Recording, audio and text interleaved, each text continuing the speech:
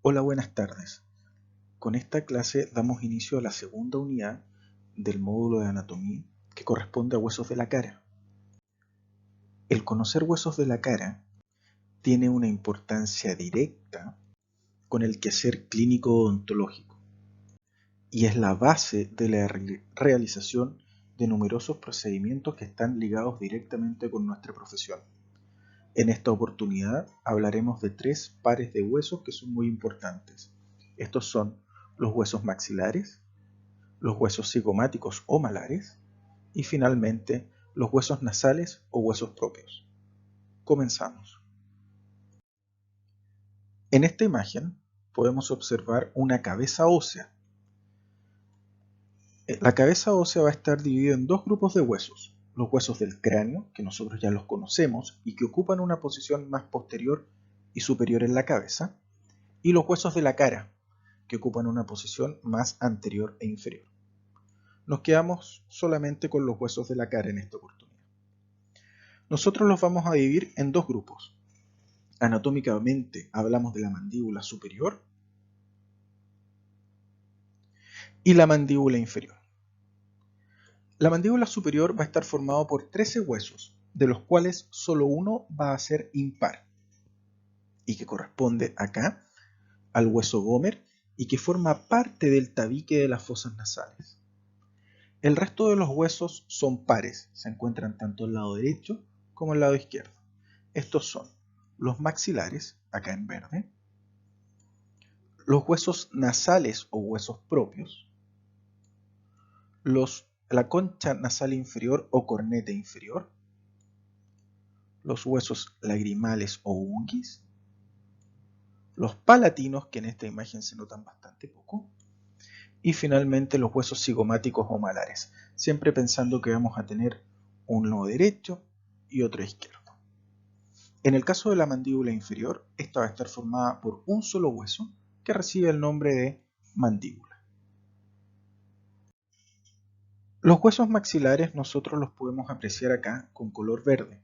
Tenemos el maxilar derecho y el maxilar izquierdo.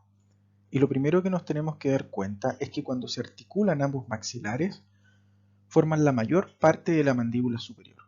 Es por eso que el estudio de los huesos de la cara se facilita bastante si comenzamos por estos huesos y después nos dedicamos a articular el resto de los huesos que forman la mandíbula superior.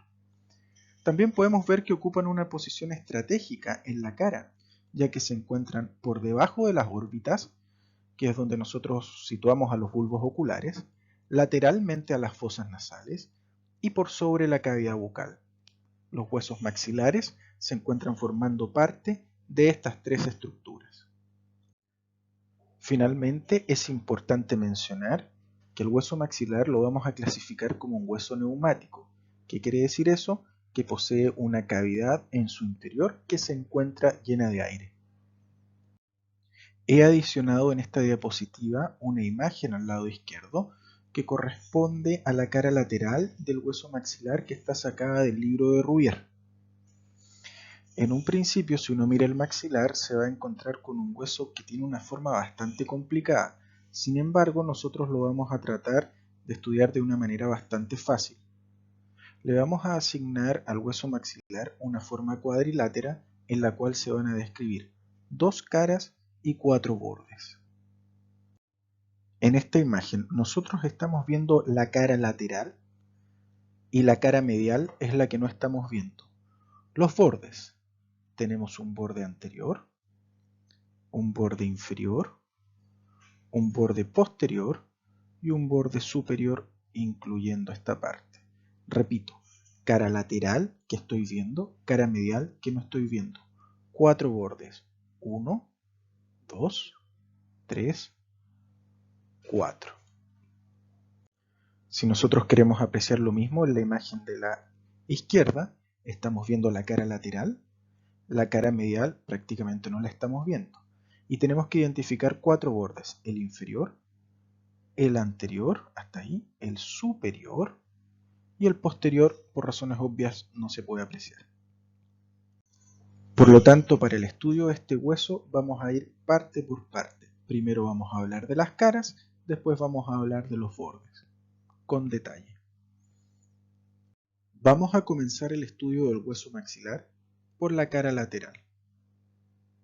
Para eso nos quedamos con la imagen que nosotros podemos ver a la derecha de la pantalla. Podemos apreciar que cerca del borde inferior de esta cara vamos a encontrar numerosas salientes óseas en sentido vertical. Cada una de ellas se va a relacionar con la raíz de un diente. De todas las salientes óseas vamos a destacar a una que recibe el nombre de eminencia canina, que se corresponde con la raíz del diente canino. Esto se debe a que este diente presenta la raíz más voluminosa de todos, por lo tanto la saliente ósea que se forma en relación a esta raíz va a ser la más grande. Por delante de la eminencia canina vamos a encontrar una zona que va a estar más deprimida. Allí se va a insertar un músculo que se llama depresor del tabique o mirtiforme.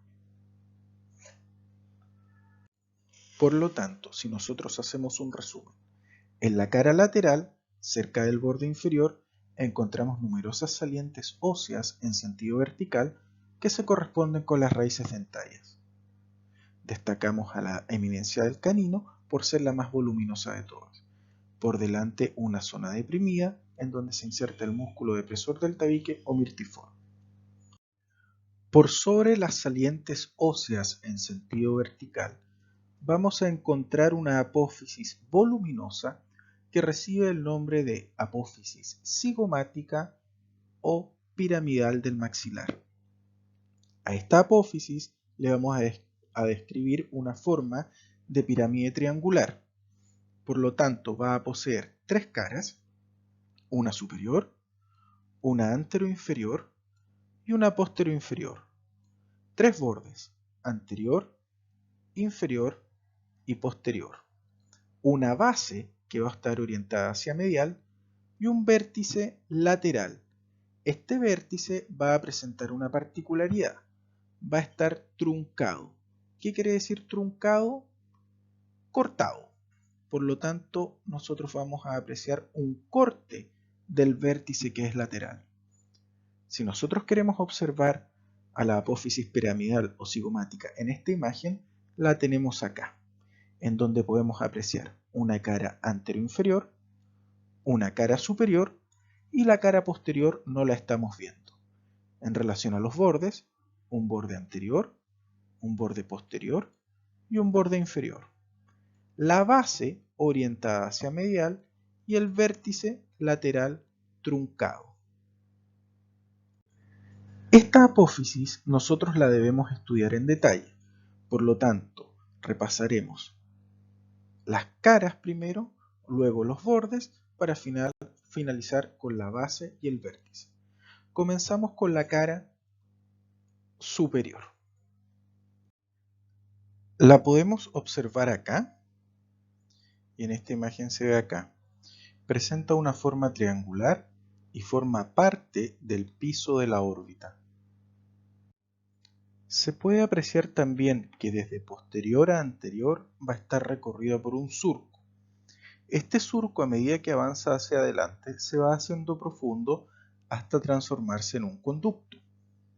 Este conducto sigue este recorrido al interior del hueso, por eso es que no se ve, y finaliza a nivel de un agujero que se sitúa en la cara anteroinferior de la apófisis cigomática. El surco, el conducto y el agujero reciben el nombre de infraorbitario. Surco infraorbitario, conducto infraorbitario y agujero infraorbitario. Y por allí pasan los vasos y el nervio infraorbitario. Fíjense en la imagen que aparece ahora a la derecha de la pantalla.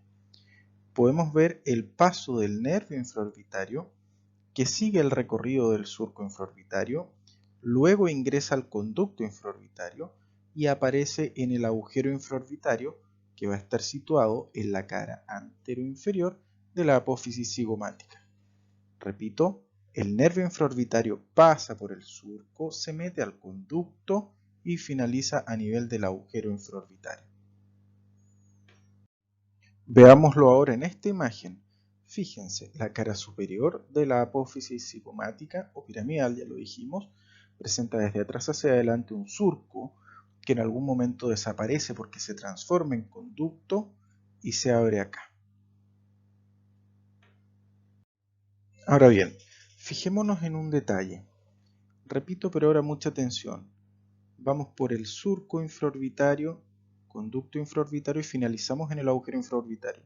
Fíjense que 5 milímetros antes de que el conducto infraorbitario desemboque en el agujero infraorbitario, emite un conducto lateral. Este conducto lateral recibe el nombre de conducto alveolar superior anterior. Por allí pasan los vasos y el nervio alveolar superior anterior, los cuales están destinados principalmente a entregar irrigación e inervación al canino y los incisivos. Por lo tanto, repito, el surco infraorbitario se transforma en conducto infraorbitario y desemboca a nivel del agujero infraorbitario, pero 5 milímetros antes de desembocar emite un conducto lateral que recibe el nombre de alveolar superior anterior. Este dato que les estoy entregando es muy importante y generalmente es pregunta de prueba. La cara anteroinferior ahora, que la tenemos acá y también la tenemos acá, va a estar en relación con las partes blandas de la mejilla y va a presentar un agujero que ustedes ya conocen, el infraorbitario. Es importante poder identificar la ubicación precisa del agujero infraorbitario. Este lo vamos a encontrar a 5 milímetros del reborde orbitario. De aquí hasta acá hay aproximadamente 5 milímetros. A 3 centímetros de la línea media, recordamos la línea media, a 3 centímetros del agujero, y también a la altura de una línea vertical imaginaria que pasa por la escotadura supraorbitaria, el agujero infraorbitario y el agujero que está acá, que recibe el nombre de mentoniano. Insisto, es importante conocer la ubicación precisa de este agujero. Por debajo del agujero infraorbitario, seguimos en la cara anteroinferior de la apófisis cigomática, encontramos una zona que está un poquito más deprimida y recibe el nombre de fosa canina. Este nombre se debe a que se inserta un músculo que antes se llamaba músculo canino. Ahora se le ha cambiado el nombre y se prefiere llamar músculo elevador del ángulo de la boca, pero es lo mismo. Para ver la cara posterior de la apófisis cigomática, nosotros debemos cambiar de imagen. ¿Por qué? Nosotros ya hemos visto la cara superior, la cara anteroinferior, pero no podemos ver la cara posterior-inferior. Para eso utilizamos esta imagen, que corresponde a una vista posterior del maxilar, que también ha sido sacada de Rouvier. Nosotros vemos acá la apófisis cigomática, alcanzamos a ver la cara superior y podemos ver la cara posterior-inferior. Nos vamos a dar cuenta que esta cara posterior-inferior nosotros la vamos a poder dividir en dos segmentos. Uno lateral, que es cóncavo en sentido transversal, y un segmento medial, que es convexo, voluminoso y recibe el nombre de tuberosidad del maxilar. En ella podemos encontrar la presencia de 2 o 3 agujeros que corresponden a los orificios de entrada a los conductos alveolares superiores posteriores. Por allí van a pasar el nervio y los vasos alveolares superiores posteriores, los cuales van a estar destinados a la irrigación e inervación de los molares principalmente. Ahora fijémonos en esta imagen. Es clave para poder entender lo que yo estoy tratando de explicar. Podemos ver la base del cráneo y en esta base del cráneo observamos acá un ganglio que recibe el nombre de ganglio trigeminal. A partir de este ganglio se originan 3 nervios, el oftálmico, el maxilar superior y el mandibular. Nosotros ya sabemos por los estudios de huesos del cráneo que el nervio maxilar abandona la cavidad craneana a través del agujero redondo y el nervio mandibular lo hace a través del agujero oval. El nervio maxilar, al abandonar la base del cráneo, se continúa hacia adelante y se posa sobre el surco infraorbitario. Una vez que se posa sobre el surco infraorbitario, cambia de nombre y de maxilar pasa a llamarse nervio infraorbitario. Este nervio infraorbitario recorre el surco, luego el conducto y aparece a nivel del agujero infraorbitario. 5 milímetros antes va a dar un ramo, que es el nervio alveolar superior anterior, que va a estar destinado a la inervación, en este caso, de los incisivos y el canino. Pues bien, antes, fíjense acá, ganglio trigeminal, nervio maxilar, también va a dar otro ramo más atrás que recibe el nombre de alveolar superior posterior. Este va a ingresar por los agujeros alveolares superiores posteriores e ingresa a los conductos y a través de ellos va a poder llegar a los molares y entregarles inervación. Algo similar va a pasar en el caso de las arterias. Generalmente en la cara, un nervio, una arteria y una vena van juntos, ¿sí? Por lo tanto, nosotros vemos la tuberosidad a este nivel. Aquí tenemos seccionada la apófisis piramidal, pero alcanzamos a ver la parte más posterior que corresponde a la tuberosidad, los agujeros de entrada a los conductos alveolares superiores posteriores que van a permitir el acceso de vasos y nervios a los molares, a los dientes molares. Para finalizar, en esta imagen podemos rescatar otra cosa que es muy importante para nosotros. Si ustedes se fijan, vemos el conducto alveolar superior anterior y los conductos alveolares superiores posteriores. Pero también vemos esto que está acá. Este es el conducto alveolar superior medio. Es un conducto inconstante. ¿Qué quiere decir eso? A veces está, otras veces no está. Cuando está, va a contener en su interior a los vasos y el nervio alveolar superior medio, el cual va a estar destinado para entregar inervación e irrigación a los premolares. Cuando no se encuentra, los premolares son irrigados e inervados por ramos que provienen tanto del conducto alveolar superior anterior como el posterior. Ánimo que va quedando poco. Hagamos un pequeño resumen de lo que hemos visto. Estamos hablando de la cara lateral del maxilar superior, en donde vemos las salientes óseas verticales y destacamos a la eminencia canina, por ser la más voluminosa. Por delante, una depresión en donde se inserta el músculo depresor del tabique. Por sobre las salientes óseas encontramos una apófisis voluminosa que corresponde a la apófisis cigomática o apófisis piramidal del maxilar. Esta presenta la forma de una pirámide triangular en donde ya conocimos la cara superior, la cara anteroinferior y la cara posteroinferior. Lo que nos toca hablar ahora corresponde a los bordes de esta apófisis, el anterior, el posterior y el inferior. Comenzamos por el anterior, que también podemos ver en esta imagen. Si ustedes se fijan, forma parte del reborde orbitario. El borde inferior ahora es grueso y romo. Romo quiere decir redondeado. Finalmente, el borde posterior forma parte de una hendidura que recibe el nombre de hendidura esfenomaxilar o también llamada fisura orbitaria inferior.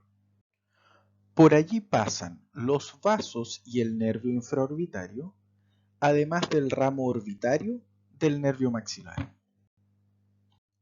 Por lo tanto, ya conocemos las tres caras y los tres bordes. Solamente nos queda repasar la base orientada hacia medial. ¿Qué quiere decir eso? Hacia la línea media. Y podríamos decir que se encuentra unida esta base a la cara lateral del maxilar. El vértice lateral, truncado o cortado, forma una superficie articular, la cual se va a unir al hueso cigomático, que es este que está acá, y es el próximo que vamos a ver en esta clase. Espero que haya quedado clara la cara lateral del maxilar. Ya sé que tiene muchos detalles, pero la verdad es que todo lo que se ha mencionado acá es importante. Tenemos que pasar ahora a conocer la cara medial. Para estudiar la cara medial del maxilar utilizaremos esta imagen que fue sacada del libro Rouvier, nuestro libro guía. Podemos ver, para que nos vayamos orientando, los cuatro bordes: inferior, anterior, superior y finalmente el posterior. La cara medial que estamos viendo y la cara lateral que no la estamos viendo. Tenemos que darnos cuenta que esta cara va a estar dividida en dos segmentos, uno superior y otro inferior, por una apófisis que estoy señalando acá, que presenta una forma cuadrilátera y que recibe el nombre de apófisis palatina del maxilar superior. El segmento superior va a ser más grande y va a formar parte de las fosas nasales. El segmento inferior va a ser más pequeño y va a formar parte de la cavidad bucal. Veamos ahora lo mismo pero con la imagen que se ha adicionado a la derecha de la pantalla, que corresponde a una vista posterior del maxilar superior del libro Rouvier. Podemos ver la cara lateral, la cual ya conocimos. Y ahora nos vamos a fijar en la cara medial. Esta cara medial va a estar dividida en dos segmentos, uno superior y otro inferior, a partir de una apófisis que tiene una forma cuadrilátera que recibe el nombre de apófisis palatina del maxilar. El segmento superior corresponde a las fosas nasales, el segmento inferior corresponde a la cavidad bucal. Este segmento es lo mismo que este segmento. Este segmento es lo mismo que este segmento. A esta apófisis palatina le vamos a describir dos caras y cuatro bordes: cara superior, cara inferior, borde medial, borde lateral, borde anterior y borde posterior. Si nos pasamos a esta imagen, cara superior, cara inferior, borde medial acá, el borde lateral no lo estamos viendo, borde anterior y borde posterior. La cara superior, que es la que estamos mencionando acá, es lisa, cóncava en sentido transversal y forma parte del piso de las cavidades nasales. La cara inferior, por su parte, que la estamos viendo acá o acá, va a formar parte de la bóveda palatina. Va a ser rugosa y, si nosotros podemos ver con detención, va a presentar en esta zona múltiples perforaciones. Estas perforaciones corresponden a agujeros vasculares. En relación a sus bordes, presenta un borde anterior, el cual va a contribuir a formar el orificio anterior de las fosas nasales. Su borde posterior ahora se va a articular con el borde anterior de la lámina horizontal de un hueso que se llama palatino. El borde medial, que es el que estoy viendo, se va a unir al borde medial de la apófisis palatina del lado opuesto. Y finalmente, el borde lateral se va a unir a la cara medial del maxilar. Veamos ahora diferentes imágenes de esta apófisis palatina para que quede más claro lo que hemos explicado. Miren esta imagen. En color rojo claro rosado podemos ver el maxilar, la cara medial del maxilar. Vemos que está dividida en dos segmentos por una lámina cuadrilátera que recibe el nombre de apófisis palatina del maxilar. Todo lo que está desde aquí para arriba, o sea, todo esto, corresponde a fosas nasales. Todo lo que está desde aquí para abajo corresponde a cavidad bucal. A esta lámina cuadrilátera se le describen dos caras, una superior, que forma parte del piso de las fosas nasales, y otra inferior, que forma parte de la bóveda palatina, también conocida con el nombre de paladar duro. En esta imagen podemos ver también el borde anterior de esta apófisis palatina, que forma parte de la abertura anterior de las fosas nasales, y también vemos el borde posterior, que se va a articular con este hueso azul que recibe el nombre de hueso palatino, específicamente con una lámina que también se sitúa en una posición horizontal. Fíjense ahora en lo siguiente. Tenemos el maxilar, la apófisis palatina, su cara inferior. Nosotros dijimos que formaba parte del paladar duro. Esta zona nosotros la podemos mirar desde abajo y obtendremos esta imagen. Acá tenemos los dientecitos y circunscrito por los dientes podemos ver esta lámina cuadrilátera que corresponde a la apófisis palatina del hueso maxilar mirada desde abajo. Estamos viendo la cara inferior. También vemos el borde medial que se une al borde medial también de la apófisis palatina del lado opuesto. Vemos que el borde posterior se va a unir al borde anterior de la lámina horizontal del hueso palatino, que ya lo hemos mencionado. También, si somos observadores, podemos ver que en esta zona vamos a encontrar numerosos agujeros muy pequeños por donde pasan también pequeños vasos sanguíneos. Ahora nos vamos a concentrar solamente en el borde medial de esta apófisis palatina. Vamos a destacar en él dos características muy importantes. La primera, si ustedes se fijan, este borde en su parte anterior gana altura, formando la denominada cresta incisiva. Por lo tanto, va a ser más alto anterior que posteriormente. Esta cresta incisiva se proyecta anteriormente, formando una saliente aguda que recibe el nombre de espina nasal anterior. También la podemos apreciar acá. Esta es la espina nasal anterior. El borde medial gana altura, se proyecta hacia adelante. Por lo tanto, nosotros podemos ver a nivel de la línea media la proyección de ese borde hacia adelante y tenemos acá a la espina nasal anterior. La segunda característica que vamos a destacar es la presencia en la parte anterior de un surco en sentido vertical. Este surco en sentido vertical recibe el nombre de conducto incisivo. Podemos ver un surco cuando estudiamos el hueso en forma aislada, pero cuando se encuentra articulada esta zona, este surco se va a transformar en un conducto, el conducto incisivo.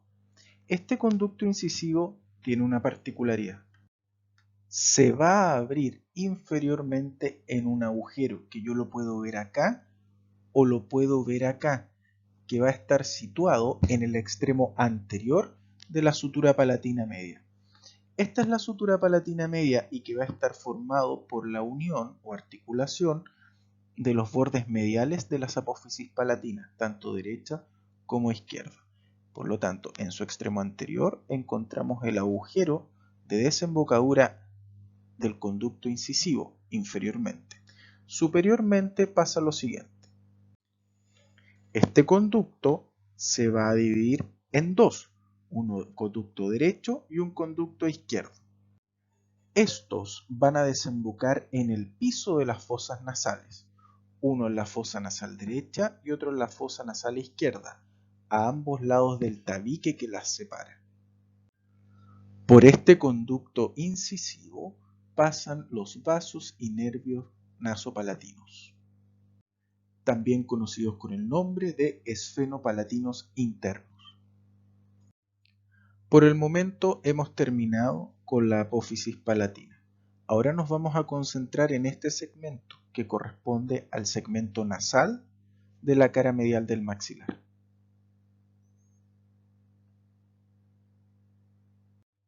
Lo primero que nos debe llamar la atención es la presencia de este orificio amplio, que recibe el nombre de hiato maxilar. El hiato maxilar es el orificio de entrada a una cavidad que hay al interior del hueso maxilar, específicamente al interior de la apófisis cigomática y que recibe el nombre de seno maxilar. Es esta característica la que la hace ser un hueso neumático. Por delante del hiato maxilar vamos a encontrar una superficie acanalada en sentido vertical que recibe el nombre de surco lagrimal.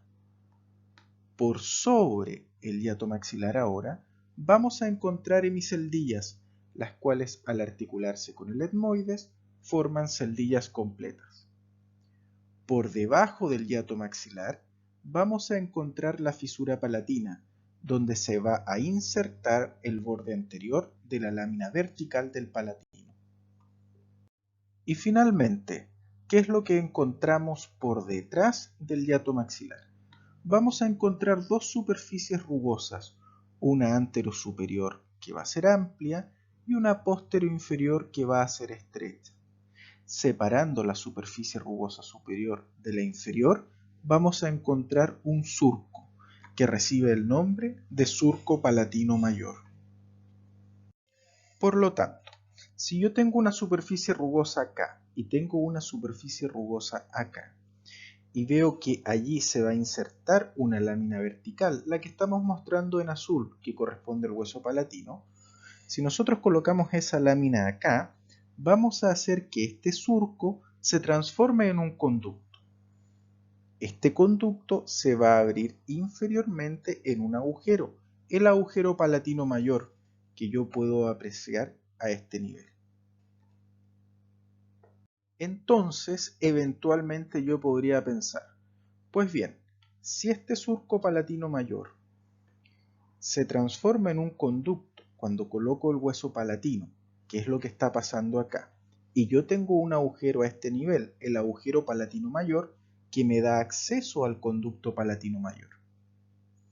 Yo podría pensar que puedo colocar una aguja en la cavidad bucal, el paciente abre la boca y yo coloco una aguja y la introduzco por el agujero palatino mayor y sigue este recorrido.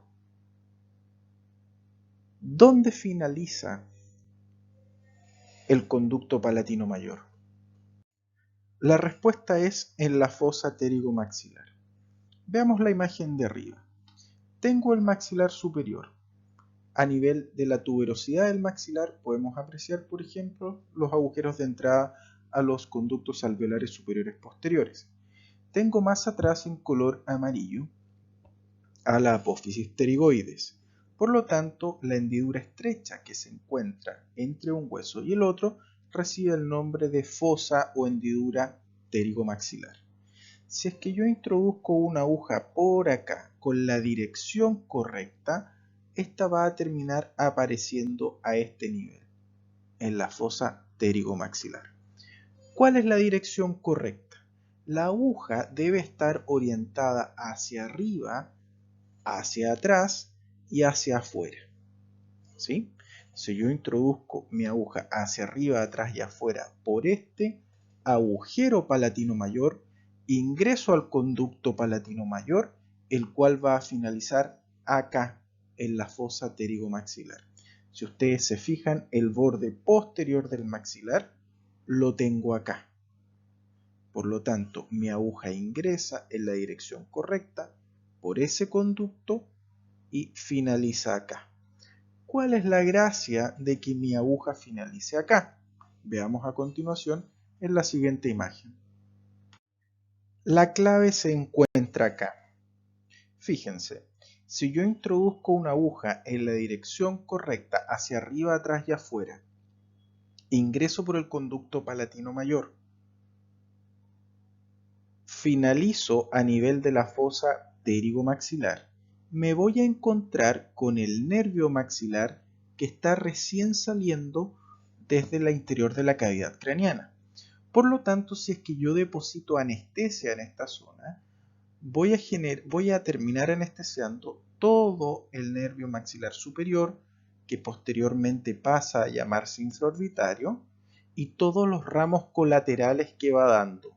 Por lo tanto, podría decirse que colocando anestesia en esta zona con una sola inyección, yo puedo anestesiar la mitad del maxilar superior. Por lo tanto, pasaría a estar anestesiando todos los dientes y otras estructuras asociadas de una sola vez. De allí la importancia de conocer en el fondo la porción nasal de la cara medial del maxilar superior. Y si hacemos un repaso rápido, tenemos el hiato maxilar, por delante una superficie acanalada en sentido vertical que corresponde al surco lagrimal. Por arriba, hemiceldillas que se articulan con el etmoides y forman celdillas completas. Por abajo, la fisura palatina, donde se inserta el borde anterior de la lámina vertical del palatino. Finalmente, por detrás del hiato maxilar, dos superficies articulares, una anterosuperior amplia, una posterior-inferior estrecha. Aquí se va a insertar el hueso palatino y va a cerrar este surco palatino mayor y va a formar un conducto, el cual se va a abrir inferiormente en la cavidad bucal a través del agujero palatino mayor. Si yo introduzco una aguja con la dirección correcta hacia arriba, atrás y afuera por este agujero palatino mayor, ingreso al surco palatino mayor y termino o finalizo cerca del borde posterior de este hueso en la fosa pterigomaxilar. Y la importancia de eso es que por allí pasa el nervio maxilar cuando recién sale del cráneo. Por lo tanto, con una sola inyección yo puedo anestesiar todo el nervio maxilar, todo su recorrido y los ramos colaterales que va a ir dando. Finalmente mencionar, ¿qué pasa por el surco palatino mayor? Pasan los vasos, cuando me refiero a vasos, arteria y vena, y el nervio palatino mayor. Es muy importante saber qué es lo que pasa por este conducto, porque en caso de nosotros colocar una aguja por allí, tenemos que saber que correríamos el riesgo de puncionar un vaso o generar alguna pequeña molestia en el nervio palatino mayor. Por lo tanto, debemos estar preparados y si nosotros conocemos las características anatómicas sobre la zona en la cual estamos trabajando, podemos tener un bastante mejor desempeño clínico. Por el momento es todo lo que vamos a conversar de la cara medial del maxilar. Veamos ahora los bordes de este hueso. Recordamos que al maxilar le describimos 4 bordes: posterior, inferior, anterior y superior. Comenzamos por el borde superior. En la parte anterior del borde superior se alza una apófisis que recibe el nombre de apófisis frontal. Lo estamos viendo acá, mirado por la cara interna, y la podemos apreciar acá, mirado por la cara externa. También se le conoce con el nombre de apófisis ascendente o apófisis montante del maxilar. Se le describen a esta apófisis frontal dos caras, una lateral y una cara medial, y 3 bordes: anterior, superior y posterior. Ahora nos cambiamos a esta imagen: borde anterior, superior y posterior. El borde anterior se va a articular con los huesos nasales o huesos propios. El borde superior se articula con el frontal y el borde posterior se va a articular con este huesito que está acá, que es el hueso lagrimal y que forma parte de los huesos de la cara. Posterior a la apófisis ascendente, el borde del maxilar es delgado e irregular y se articula de anterior a posterior con el lagrimal, acá nuevamente con el lagrimal, y la lámina orbitaria del etmoides, que es esta que está acá. Por lo tanto, repaso: borde superior, que es todo esto, va a estar determinado en su parte anterior por la apófisis frontal, que se articula en su borde anterior, huesos nasales. Borde superior, frontal.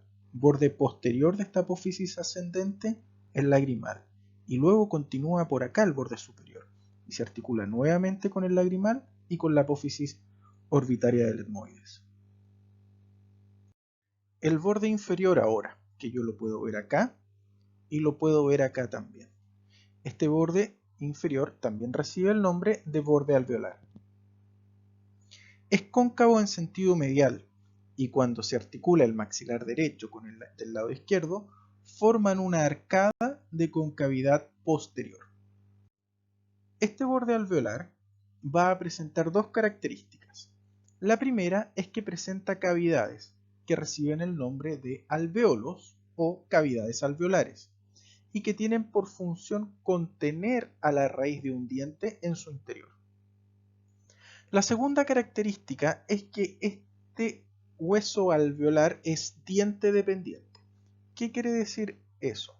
Que si nosotros, como aparece en la imagen de abajo, sacamos un dientecito, el hueso alveolar que va quedando se va a ir reabsorbiendo de a poquito y va a ir disminuyendo bastante su volumen. Por lo tanto, dos características. Uno, presenta cavidades alveolares que contienen a las raíces en su interior. Y dos, este huesito es diente dependiente. Se va a reabsorber si es que nosotros retiramos al diente que contiene. En esta diapositiva podemos ver la imagen de una mandíbula. La mandíbula también va a tener un borde alveolar. Pasa exactamente lo mismo en el maxilar superior. Pero si ustedes se fijan, se han retirado los dientecitos posteriores y ¿qué es lo que ha hecho este borde? El borde alveolar se ha ido reabsorbiendo y disminuye en este caso considerablemente su altura. Lo mismo puede pasar para el maxilar superior. Luego tenemos el borde anterior, que es escotado en su parte media y forma parte de la abertura anterior de las fosas nasales. Y finalmente su borde posterior, que lo podemos ver en esta imagen, que corresponde a la cara lateral del maxilar, y en esta que corresponde a una vista posterior. Este borde posterior es grueso y se confunde con la tuberosidad. ¿Qué quiere decir eso? Que muchos autores no saben bien dónde termina la tuberosidad y dónde comienza el borde posterior. A eso se refiere que se confunde, el borde no es tan nítido. Por lo tanto, en algunos libros pueden encontrar que la cara posterior, que el borde posterior del maxilar es lo mismo que la tuberosidad. En sus extremos se observan dos superficies rugosas. En la superior se articula la apófisis orbitaria del palatino, que es esta que está acá, y en la inferior, ahí, se va a articular con la apófisis piramidal del palatino. Además, este borde va a estar atravesado superiormente por el surco del nervio maxilar, que contiene al nervio maxilar, pero que cuando pasa a la cara superior de la apófisis cigomática cambia de nombre a surco infraorbitario y el nervio maxilar que viene por acá también cambia de nombre a nervio infraorbitario. Por el momento eso es todo de maxilar. Les recomiendo también revisar las páginas del Rouvier. De maxilar debemos aprenderlo todo, con lujos y detalles. Pasemos a ver ahora otros huesos de la cara. El segundo hueso que veremos en esta clase corresponde al hueso cigomático o malar. Está situado en la parte superior y lateral de la cara. Es cuadrilátero y se le describen dos caras y cuatro bordes. Las dos fotos que están en la parte de arriba corresponden al Rouvier. Las dos fotos que se encuentran abajo son del Netter. Veamos acá, esta es una vista de la cara lateral del hueso cigomático. Le podemos distinguir una cara lateral, que es la que estamos viendo, una cara medial que no estamos viendo, un borde antero superior, borde antero inferior, borde postero inferior y un borde postero superior. Además se le van a describir cuatro ángulos: ángulo superior, ángulo anterior, ángulo inferior y ángulo posterior. Si vemos lo mismo desde esta cara, que corresponde a una vista medial, cara medial, que es la que estoy viendo, cara lateral no la estoy viendo. Borde antero superior, antero inferior, postero inferior y postero superior. Y los cuatro ángulos: superior, inferior, anterior y posterior. Sigamos revisando. Cara lateral que veo, cara medial no veo. Borde antero superior, antero inferior, postero inferior y postero superior. Y sus cuatro ángulos: 1, 2, 3 y 4. Lo mismo en esta imagen. Primero la cara lateral, que vendría siendo esta que está acá, esta y esa también. Es lisa, es convexa, presenta un agujero llamado cigomático facial, que lo podemos ver ahí, también lo podemos ver en esta imagen y en esta parte que está acá también. En esta cara vamos a tener la inserción de los músculos cigomáticos, el cigomático mayor y el cigomático menor. La cara medial ahora, que corresponde a esta que estamos viendo acá, va a comprender dos segmentos, uno anterior, rugoso y que se va a articular con el vértice de la apófisis cigomática o piramidal del maxilar, y otro posterior o liso que va a corresponder a este que estamos viendo acá. Va a ser cóncavo en sentido transversal y va a estar en relación con la fosa temporal en su parte superior y con la fosa infratemporal o cigomática en su parte más inferior. Hablamos de los bordes ahora. Vamos a hablar del borde anterosuperior, que es este que tenemos acá. También lo vemos esquematizado acá y lo observamos acá también. Como ustedes se dan cuenta, forma parte del reborde orbitario. A partir de este borde se origina una lámina ósea que se dirige hacia atrás, la apófisis orbitaria, o también llamada apófisis frontal. Miren ahí, esta es la apófisis frontal. En este esquema, si este es el reborde orbitario, el borde anterosuperior, esto que sale hacia atrás, que yo estoy marcando acá, es la apófisis frontal. Esta apófisis frontal va a presentar dos caras, una medial, que es la que estoy viendo, y una lateral que no se está viendo. En la cara medial, que vendría siendo, ahí tenemos la cara medial, aquí tenemos la cara medial, encontramos un agujero, que corresponde al agujero de entrada al conducto temporocigomático, que se encuentra al interior de este hueso. En esta imagen no está esquematizado ese agujero. La cara lateral ahora de esta apófisis frontal, que es la que no estamos viendo, es convexa y va a pertenecer a la fosa temporal. Todo esto es la fosa temporal.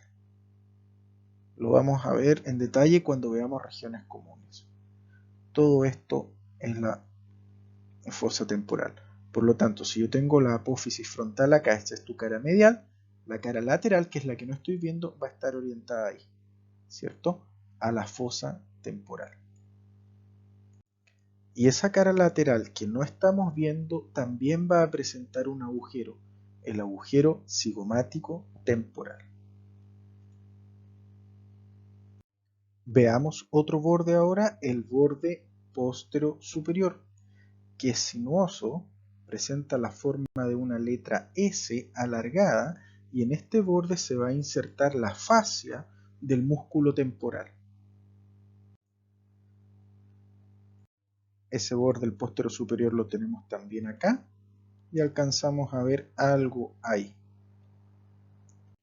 El borde anteroinferior, que es este que está acá, lo tenemos ahí. ¿Sí? Alcanzamos a ver algo acá. Se va a articular con la apófisis cigomática o piramidal del maxilar. Y finalmente el borde posterior, que lo tenemos ahí, también lo alcanzamos a ver ahí, y algo se alcanza a ver ahí, es grueso, es rugoso, y allí se inserta un músculo muy importante para nosotros, que es el músculo massetero, un músculo masticador. Veamos ahora los ángulos. Primero comenzamos con el ángulo superior. Es dentado y se va a articular con la apófisis orbitaria externa del frontal. Lo tenemos ahí y lo tenemos ahí. El borde posterior también es rugoso y se va a articular con la apófisis cigomática del hueso temporal. Los ángulos anterior e inferior se van a articular con la apófisis cigomática o piramidal del maxilar. Para finalizar este hueso debemos comprender la presencia de un conducto al interior de este. Todo se origina acá, en la cara medial de la apófisis frontal del hueso cigomático, donde encontramos un agujero, el agujero cigomático. A partir de aquí, nosotros podemos ingresar a un conducto que se encuentra al interior del hueso y que recibe el nombre de conducto temporocigomático. En otras palabras, debiéramos tener acá esquematizados un agujero y a partir de este agujero nos podemos meter al interior del hueso. Este conducto temporocigomático al interior del hueso se va a dividir en dos. Un conducto va a salir hacia la cara lateral y lo estamos viendo acá a través del agujero cigomático facial. Otro de los conductos se va a abrir hacia atrás, en la cara lateral de la apófisis frontal y va a recibir el nombre de agujero, se va a abrir en el agujero llamado cigomático temporal. Por estos agujeros van a pasar los filetes nerviosos, que son ramos del nervio orbitario, que a su vez es ramo del nervio maxilar, y pueden denominarse de la misma forma en que se denominan los orificios. El cigomático facial, el que va a ir hacia la cara, ahí, y el cigomático temporal, que es el que se va a abrir hacia la fosa temporal. Por lo tanto, en resumen, tenemos un ramo del nervio orbitario que ingresa a la órbita a través de la hendidura esfenomaxilar o fisura orbitaria inferior, se dirige hacia adelante, ingresa por el agujero cigomático al conducto temporocigomático que se encuentra al interior del hueso. Luego se va a dividir en dos ramos, el cigomático facial que sale hacia la cara y el cigomático temporal que se va hacia atrás, hacia la región temporal. Esto es lo más difícil de entender de este hueso, pero con todo lo que hemos hablado, la ubicación, las dos caras, los cuatro bordes, los cuatro ángulos, los agujeros que presenta y el conducto en su interior, si logramos entender eso, comprendemos todo el hueso cigomático o hueso malar. Para finalizar esta clase debemos hablar de los huesos nasales o huesos propios. Estos son dos pares de huesos que se sitúan entre las apófisis frontales de los maxilares y el borde orbitario del hueso frontal. Se le describen a estos huesos la forma de una lámina cuadrilátera en donde podemos distinguir dos caras, una anterior que es la que estamos viendo y una posterior que no estamos viendo. Cuatro bordes, uno superior, uno inferior, medial y lateral. En el caso de las imágenes que se encuentran arriba corresponden a las sacadas del libro Rouvier. Vemos acá la cara anterior y la cara posterior, borde superior, borde lateral, borde medial y borde inferior. Comencemos la descripción por la cara lateral. Va a ser cóncava en su parte superior y ligeramente convexa en su parte inferior.